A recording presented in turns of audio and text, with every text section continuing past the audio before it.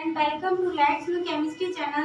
मैंने इससे पहले आपको बताया था अबाउट लिगेंड के बारे में कि लिगेंड की जो नेमिंग है वो हम किस तरीके से करेंगे। अगर हमारे पास पॉजिटिव लिगेंड है तो हम उसे क्या बोलेंगे, निगेटिव है तो क्या, अगर वो न्यूट्रल है तो क्या।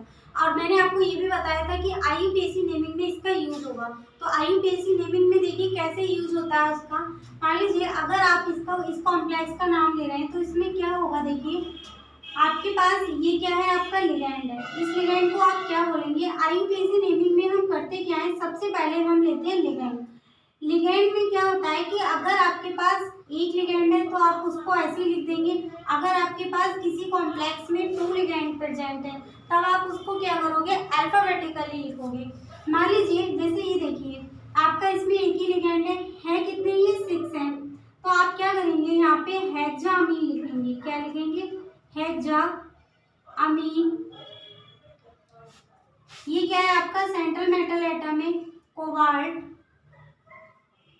और ये आपका ये जो आपका कॉम्प्लेक्स है, अगर ये निगेटिव पार्ट है तो ये कॉम्प्लेक्स कैसा हुआ, कैटायनिक हुआ। इसलिए आप इसकी ऑक्सीडेशन स्टेट कितनी आ गई यहाँ पे, कोबाल्ट थर्ड क्लोराइड। अब ये थर्ड कैसे आया, थर्ड आया जब हमने इसकी ऑक्सीडेशन स्टेट निकाली। होता क्या है कि हम इसे क्या कह देते हैं, -3, ठीक है, ये 0। तो आप जिसकी निकाली होती है उसे x मान लेते हैं। x प्लस में क्या आ जाएगा, 0 इक्वल आ जाएगा आपका -3, तो वो इधर आके क्या हो जाएगा, आपका +3 हो जाएगा। इस तरीके से हम ऑक्सीडेशन स्टेट निकालते हैं। अब देखिए सेकेंड कॉम्प्लेक्स, यहाँ पे क्या है आपका, ये है आपका +4, ये है आपका -6। अगर -6 में से +4 जाता है तो आपका क्या आता है, +2 आता है। जिसकी निकालनी होती है उसे x मान लेते हैं। बात आती है कि इस कॉम्प्लेक्स का नाम कैसे लिखेंगे। सबसे पहले आप लिखिए जो कि काउंटर आयन है। काउंटर आयन क्या होते हैं, जो कॉम्प्लेक्स से बाहर होते हैं। तो देखिए यहाँ पे इसका नाम क्या है, आपका पोटेशियम है। ये क्या है, आपका पोटेशियम है। पोटेशियम आपके जो साइनो है वो कितने हैं, आपके 6 है। तो आप इसे लिखोगे क्या, हेक्सा साइनो। यहाँ पर ये इसके पास पॉजिटिव काउंटर आयन है तो ये आपका कॉम्प्लेक्स क्या हो जाएगा, निगेटिव हो जाएगा, यानी कॉम्प्लेक्स आपका एनायनिक हो जाएगा। और जब कभी भी आपका कॉम्प्लेक्स एनायनिक होता है तो उसके सेंट्रल मेटल एटम में आपको एक चेंज करना होता है। वो चेंज ये है कि सेंट्रल मेटल एटम के नाम के आगे आप क्या करोगे, 8 लगा दोगे।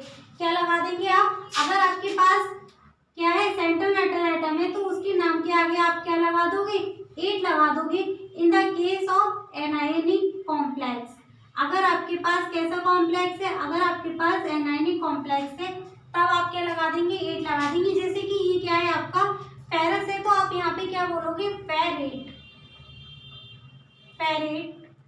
और इसकी ऑक्सीडेशन स्टेट कितनी है, सेकंड है, तो आप यहाँ पे सेकंड लिख देंगे। एक चीज और याद रखिए, हमेशा जो ऑक्सीडेशन स्टेट है सेंट्रल मेटल एटम की वो किस में लिखी जाती है, वो लिखी जाती है रोमन नंबर में। अब देखिए थर्ड कॉम्प्लेक्स में क्या है, यहाँ पर जैसा मैंने आपको बताया कि इसमें कितनी लिगेंड है, 2 है। अब आप क्या करेंगे, इसमें आप देखेंगे अल्फाबेटिकली कौन पहले आ रहा है। जैसे कि आपका अमीन है और ये इसे बोलते हैं एक्वा। अमीन में भी ए आ रहा है, एक्वा में भी ए आ रहा है।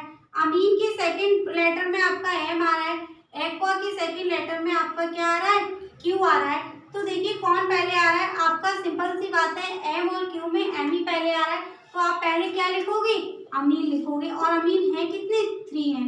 तो आप इसे क्या बोलेंगे, ट्राई अमीन।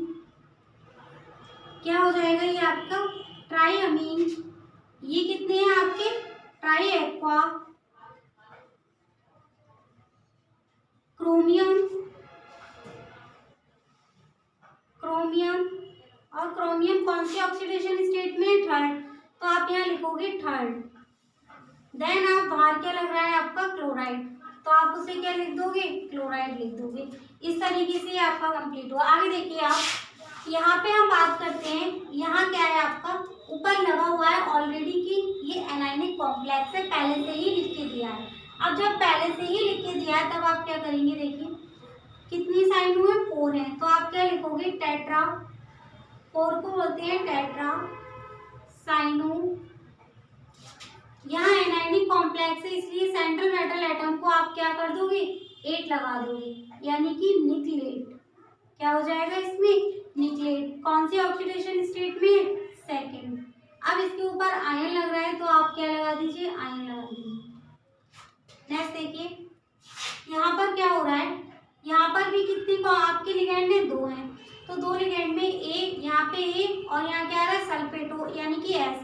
तो सिंपल सी बात है, ए वाला आप पहले लिखोगे तो कितने ही 5 है, तो आप लिखोगे पेंटा अमीन, पेंटा अमीन सल्फेटो, पेंटा अमीन सल्फेटो कोबाल्ट, कोबाल्ट कौन सी ऑक्सीडेशन स्टेट में? थर्ड में। बाहर क्या लग रहा है आपका? ब्रोमाइड, तो आप क्या लिख दोगे यहाँ पे? ब्रोमाइड लिख दोगे। ठीक है, अब देखिए नेक्स्ट में क्या है, यहाँ देखिए यहाँ पे आपका क्या है? अमीन है, यहाँ क्या है? नाइट्रो है। अब यहाँ पे जो अमीन और नाइट्रो है तो ये पहले आ रहा है तो इसलिए अमीन पहले लिखोगे। तो क्या हो रहा है देखिए यहाँ पे पेंटा अमीन, पेंटा अमीन नाइट्रो, पेंटा अमीन नाइट्रो क्रोमियम। अब ये जो क्रोमियम है वो कौन सी ऑक्सीडेशन स्टेट में? थर्ड में। तो आप क्या लिख दोगे यहाँ पे? थर्ड लिख दोगे। बाहर क्या आ रहा है आपका? क्लोराइड आ रहा है। अब ये जो ऑक्सीडेशन स्टेट मैंने इसमें लिखी है ये मैंने आपको पहले ही आपको बता दी है कि किस तरीके से ऑक्सीडेशन स्टेट फाइंड आउट करते हैं। ठीक है, अब क्या हुआ है, इससे क्या है आपकी IUPAC नेमिंग क्या होगी? क्लियर होगी।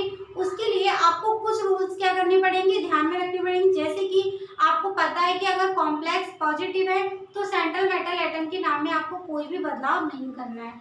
अगर आपका कॉम्प्लेक्स नेगेटिव है तो जो आपका सेंट्रल मेटल एटम है उसके एंड में आपको 8 लगाना है।